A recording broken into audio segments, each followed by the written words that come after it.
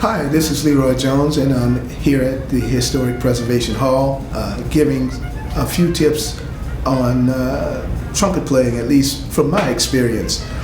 And I would like to emphasize the fact that as a jazz musician or any kind of musician should not rely on the rhythm section to determine how well he or her swing should be.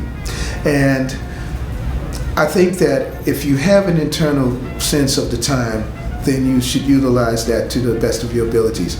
And I'll give an example. I'm just going to doodle around with blues and say, and this is a tempo right here, and I'm going to play a little bit, and I don't have any accompaniment. I don't need an accompaniment.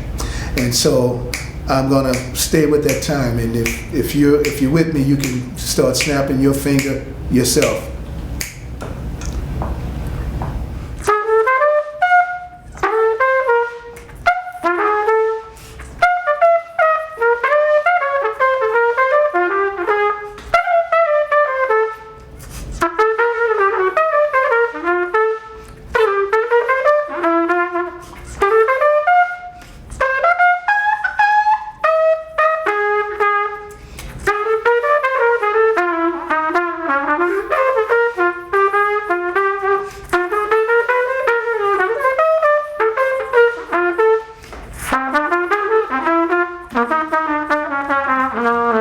When you're practicing with a rhythm section or with a recorded accompaniment, to be able to turn the recording off and still play as if you can hear a rhythm section accompanying you, as if you can hear all those things that you hear when you're working with an ensemble. For me, I like looking at chord changes in concert pitch because I'm thinking in concert, even though I'm playing a B-flat trumpet.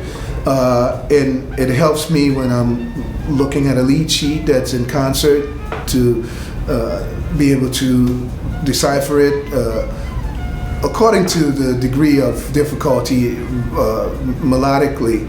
I can pretty much sight read a chart in concert for the first time and go through it. Now the chords, I can look at the chords and I'm always thinking a step above. When I see an F7, I know that I'm playing a G7. I'm a step above. Often I'll tell guys to give me the chart in concert because it's better for me. But to each its own. Whatever works for you, that's how you should go about it.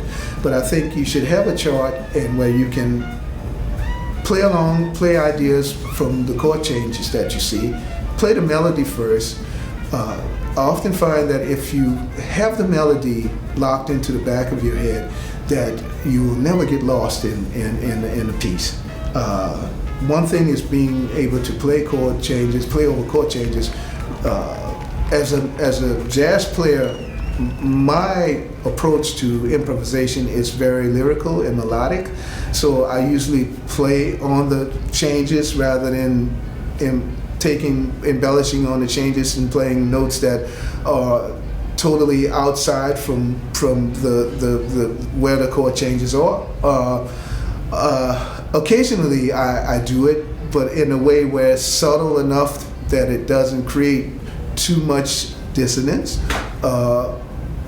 too much confusion for the average listener out there.